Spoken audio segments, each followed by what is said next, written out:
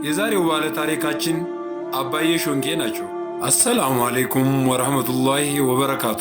ለቻናላችን አዲስ ከሆናችሁ ሰብስክራይብ በማድረግ ቤተሰብ ይሁኑ። እንደዚሁም ቪዲዮውን ላይክ በማድረግ ይጀምሩት። ምንም ሙሉ ታሪካቸውን መዳሰስ ባንችል ታሪካቸውን በጨለፍታ ልናስታውሳችሁ ወደ ታሪካቸው ማህደር አንድ ብለን ጀምረናል። ሙሉ ስማቸው ሼህ ጀውሃር ሃይደር አሊ አባዬ ሾንኬ በመባል ይታወቃሉ። በእስልምና ታሪክና በወሎ አካባቢ ማህበራዊ እድገት ውስጥ ታላቅ ስፍራ አላቸው። አባዬ ሾንኬ የተወለዱትና ያደጉት በደቡብ ወሎ ዞን ቃሉ ወረዳ በሚገኘውና ታሪካዊ በሆነው በሾንኬ መንደር ውስጥ ነው።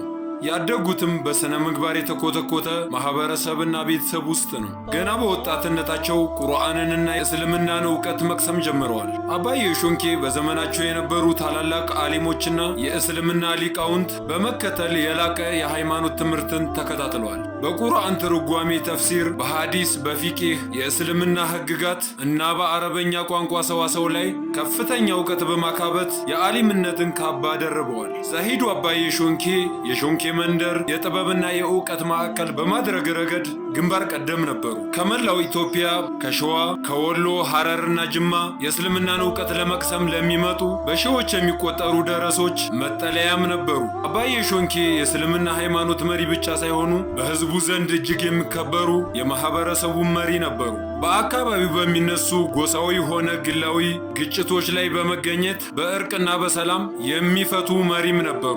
በዘመኑ ከነበሩ የወሎ መኳንንት እንደዚሁም የኢትዮጵያ መሪዎች ጋር መልካምና የተከበረ ግንኙነትም ነበራቸው። በዘመኑ ከነበሩ መሪዎች በተለይም ከንጉሥ ሚካኤልና ከሌሎች የወሎ መኳንንቶች ጋር መልካምና ጥሩ የሚባል ግንኙነትም ነበራቸው። መንግስታዊ መሪዎችም ምክራቸውንና ዱዓቸውን ለማግኘት የሚጓጉላቸው ታላቅ የአላህ ወልይ ነበሩ። አባዬ ሾንኬ ፍጹም ትሑትና እንግዳ ተቀባይ፣ ደረሶቻቸውን አክባሪ፣ ድሆችን የሚረዱ ቸርና ለጋስም ነበሩ።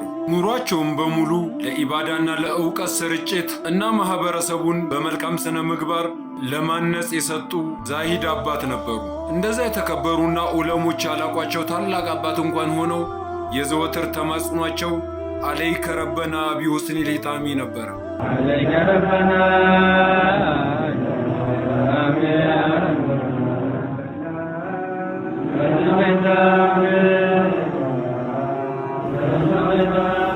አባዬ ሾንኬ ለዘመናት ማህበረሰቡን ካገለገሉ በኋላ በተወለዱበትና ባደጉበት እንደዚሁም ኡማውን ባገለገሉበት በሾንኬ መንደር ይችን ጠፊ ዓለም ተሰናብተዋል።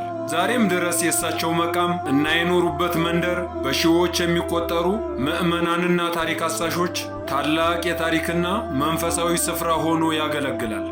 ስለ አባዬ ሾንኬ ቂራአትና ሰነድ ወይም ሰንሰለት በሰፊው የምንመለስበት ይሆናል። አሁን ደግሞ ስለ ታላቁ የሾንኬ መንደር ትንሽ ላካፍላችሁ። በኢትዮጵያ ውስጥ ካሉ እጅግ አስደናቂ ጥንታዊና ልዩ ባህላዊ ታሪካዊ እሴቶች ካሏቸው ይዞታዎች አንዱ ነው።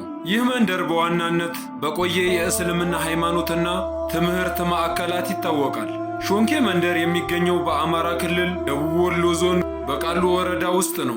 መንደሩ የተቆረቆረው በጣም ገደላማና ወጣ ገባ በሆነ የካራ አሎ ተራራ ላይ ነው። ይህ ስልታዊ አቀማመጥ በወቅቱ መንደሩን ከጠላት ወረራ ታስቦ የተመረጠ እንደሆነ ይነገራል።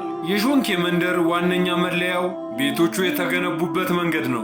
መላው መንደር ሙሉ በሙሉ በሚባል ደረጃ ከአካባቢው በሚገኝ የተፈጥሮ ድንጋይ ያለምንም ሲሚንቶ እርስ በርስ በመደራረብ የተሰሩ ናቸው።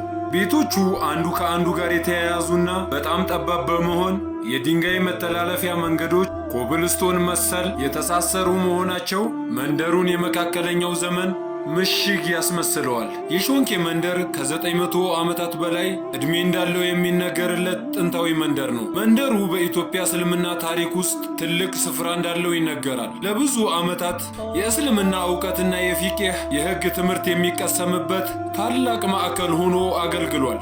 በውስጡ በርካታና ታሪካዊ ቅርሶች የሚገኙበት ጥንታዊ መስጂድም ይዟል።